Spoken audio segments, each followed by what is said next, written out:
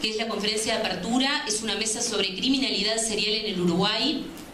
Se titula El asesino en serie como un narrador en la mente del asesino, fantasías, frustraciones y crímenes de sangre. Análisis genealógico, histórico, legal y social de diversos casos en el Uruguay. El caso Goncalves y un análisis comparativo con el caso del asesino serial más antiguo de la historia, Jack el Destripador, y su perfil psicológico. Con nosotros se encuentra, bienvenido, el doctor Gabriel Pombo, que vamos a darle un aplauso porque nos estuvo también esperando. Muchísimas gracias.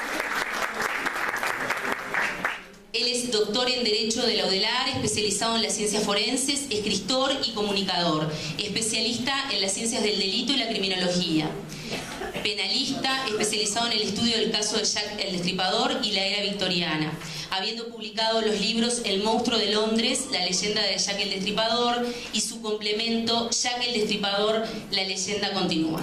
Así que con ustedes, el doctor. Bienvenido y adelante. Muchas gracias. ¿Funciona? Adelante. El agradecimiento a la doctora Adriana Sabio, a la institución que ella muy bien representa. El agradecimiento muy especial a todos ustedes por su tiempo, su disponibilidad por estar acá. Y bueno, vamos a tratar de hacer lo más ameno posible estas breves palabras, que quizá no tan breves, pero bueno, lo que se me ha asignado a mí, tratando de que, bueno, más que informativo, tenga también un poco de amenidad, porque estamos ante temas que son realmente muy serios, muy desagradables, y es imposible ponerle un tono de broma a los mismos. Pero dentro de lo posible buscaremos la amenidad. Al cabo de la charla, ustedes verán si este modesto expositor lo logró o no. Se me asignó concretamente determinado temario. Brevemente lo voy a mencionar y luego trataremos de irlo abordando. El temario que se me ha adjudicado se refiere en esta mesa de criminalidad serial en Uruguay a, en primer lugar, el asesino en serie como un narrador. Luego trataremos de tratar de explicar qué quiere decir esto del asesino en serie como un narrador. En segundo lugar, una clasificación de los motivos por los cuales se llega al delito y sobre todo al tipo de asesino serial, que es muy distinto a otros, como iremos viendo. Posteriormente ingresaremos en un análisis genealógico e histórico-legal de diversos casos de asesinos seriales en Uruguay, de los cuales adelanto que afortunadamente tenemos muy pocos, y esto es buena cosa, porque ya bastante desgracia tenemos los uruguayos con tener asesinos seriales. Finalmente vamos a ingresar en dos casos prototípicos en Uruguay. Uno adelanto, no está en el folleto, pero muy brevemente tocaremos el caso del llamado Caoba, que fue un militar brasileño, pero que revistaba para el ejército uruguayo, que cometió a principios de siglos algunos crímenes que pueden catalogarse como propios de un asesino en serie, y posteriormente al cual tocaremos el caso que ya ha mencionado la doctora en sus palabras introductorias de Pablo Goncalves, que obviamente es el más prototípico, el más emblemático de todos en este siglo XX.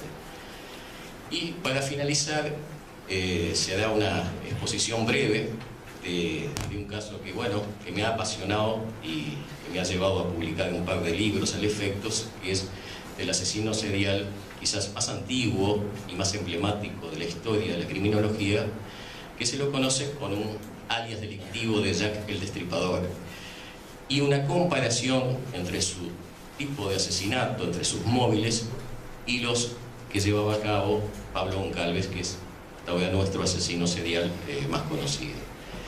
Muy bien, sin más, tratando de ingresar a esta charla, diremos que la palabra asesinos, para hacer un poquito de historia, deriva de assassinage, que quiere decir, es un vocablo que tiene que ver con los adictos al consumo de hashish, esa droga milenaria, y hacen referencia a primero una tribu nómade que después se reunió en torno a Sam ibn Sabat, que fue un jefe ismailita que reunió unas menguadas huestes allá en la lejanía del tiempo, en el año 1090, en torno a un macizo llamado Erbuts, allá en la zona europea, de Europa Central.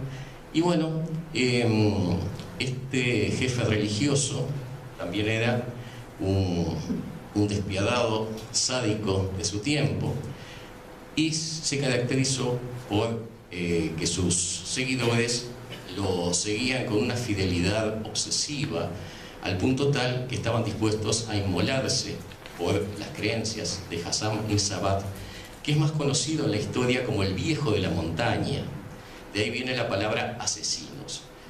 Muy bien, el asesino difiere de otro tipo de criminal por unos aspectos muy particulares.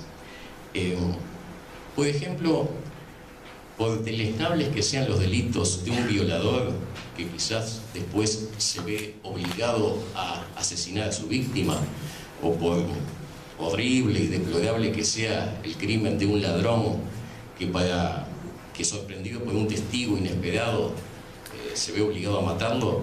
Bueno, acá no estamos ante un asesino, quizás estemos ante lo que el derecho penal llama un homicida, pero, por ejemplo, y a diferencia de estos casos, del caso del violador que se ve obligado a matar, del ladrón que mata para evitar ser denunciado, ¿qué sucedió cuando John Wilkes Booth, el asesino de Lincoln, que tenía una motivación política, se esconde en el palco presidencial allá en 1865 y comete su magnicidio, dispara su pistola sobre la nuca del famoso abolicionista Abraham Lincoln?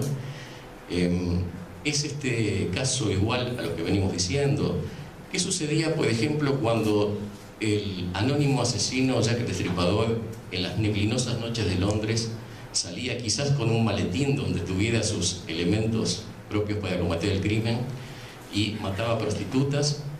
¿Y qué sucedía, por ejemplo, cuando la familia Manson, liderada por un lunático llamado Charles Manson, que sigue todavía en prisión, ingresa en el chalet ocupado por la esposa de Roman Polanski, Sharon Tate, y ultima con una hazaña atroz no solo a esta señora que estaba embarazada, sino a 3 invitados?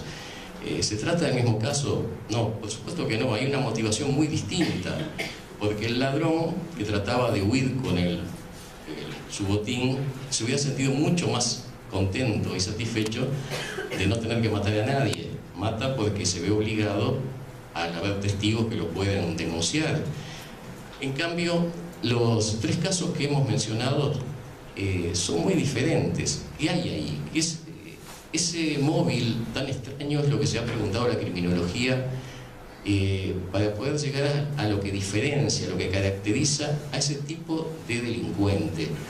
Y bueno, básicamente la respuesta que se ha ido dando muy trabajosamente a lo largo del tiempo es que este tipo de individuos, de delincuentes, están movidos por una compulsión interior que los supera y que esa es la motivación que lleva a cabo estos actos y que los convierte en asesinos seriales.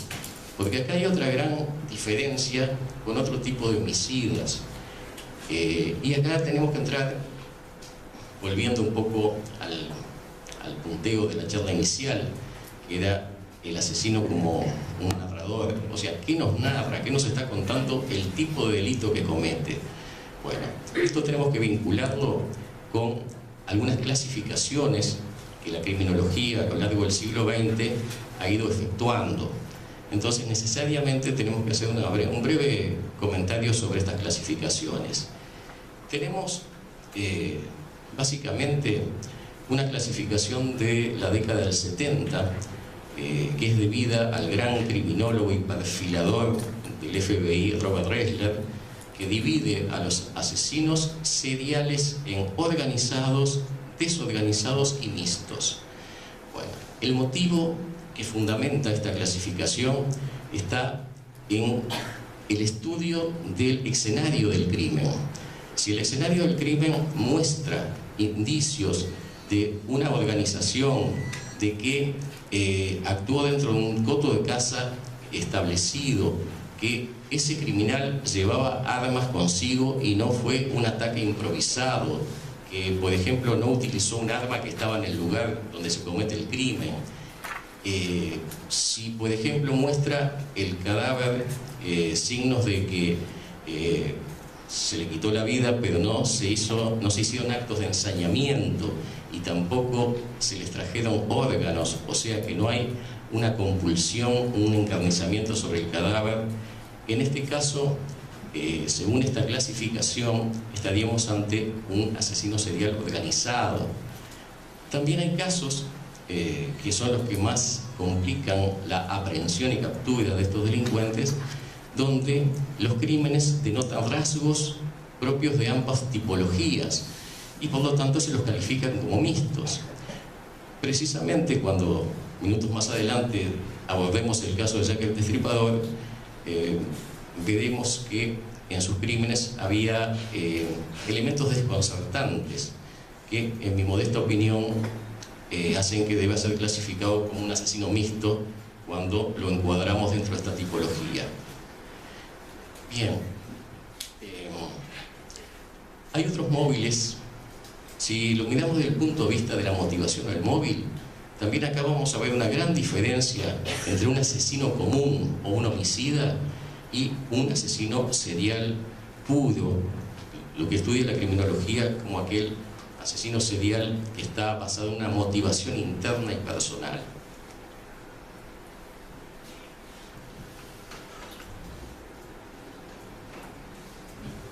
Aquí entramos a otro tipo de tipologías.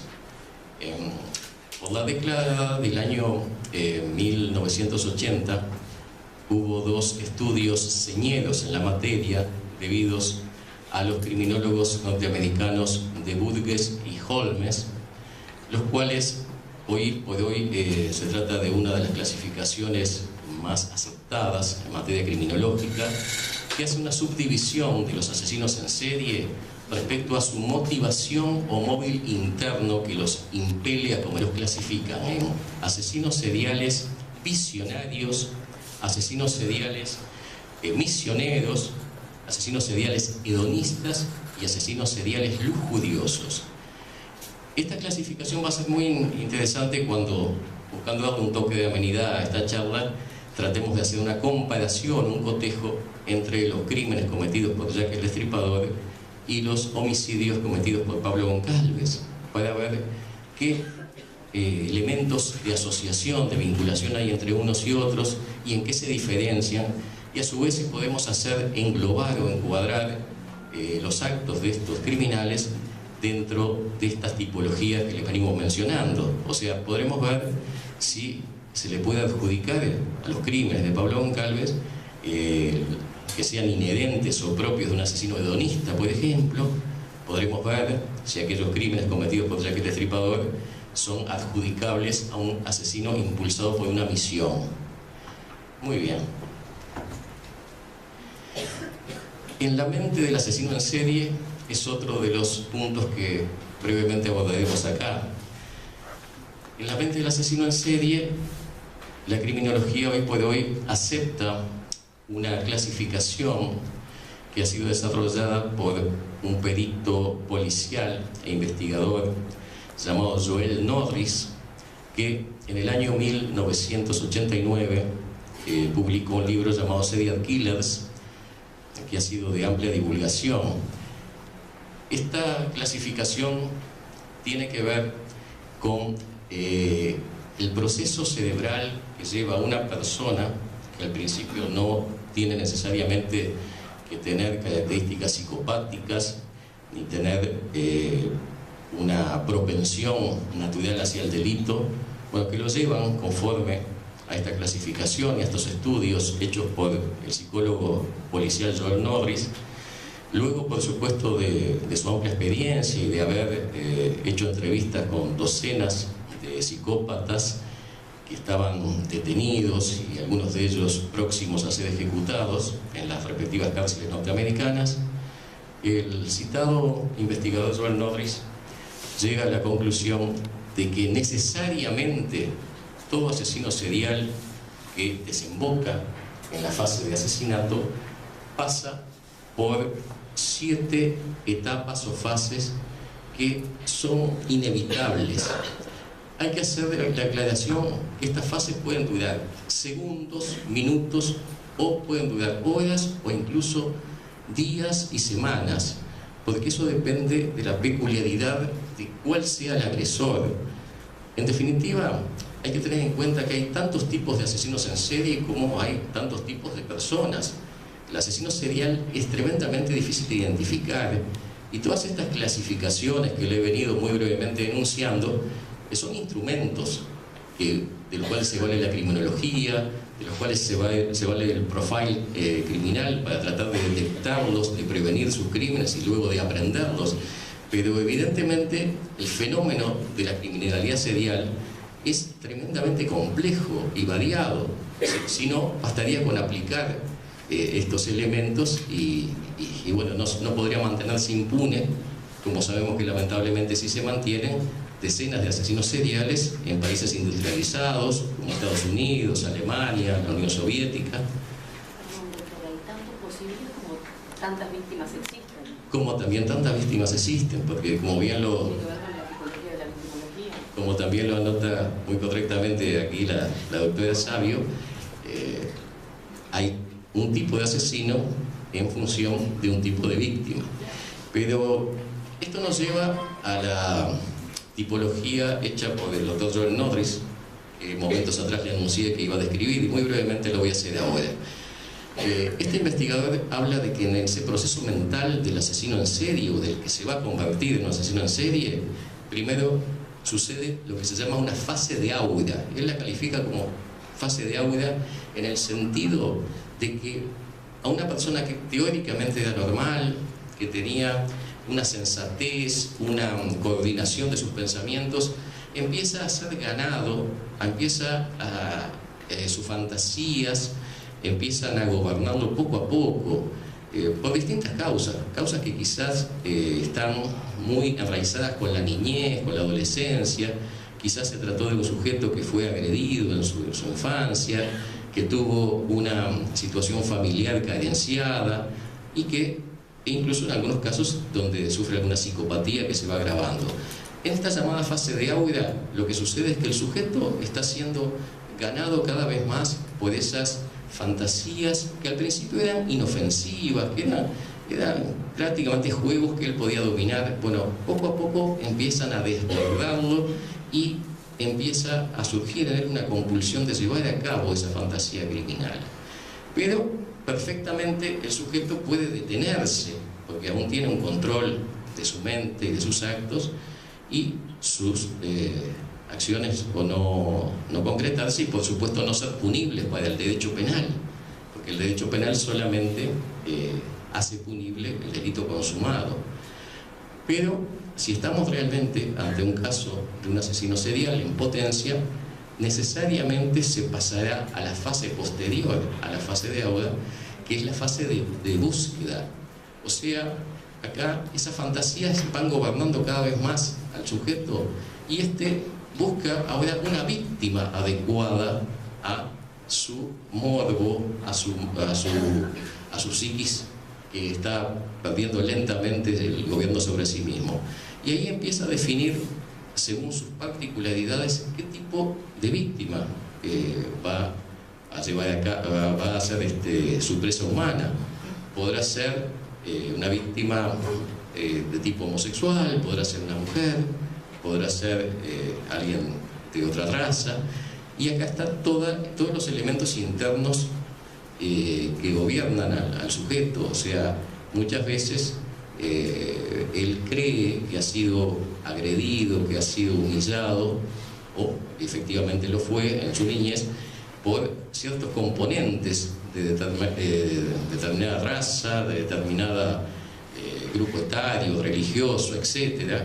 Y va encaminando ahí su venganza, que ya en su mente va formándose una idea de cuál podría ser su víctima. Pero todavía seguimos en una fase de pasividad, en una fase que tiene que ver con lo fantasioso, pero no se ha ingresado a etapas que sean tipificadas como delictivas. O sea, pues, primero en el desarrollo cerebral del criminal tenemos la fase de Auda, posteriormente avanza a la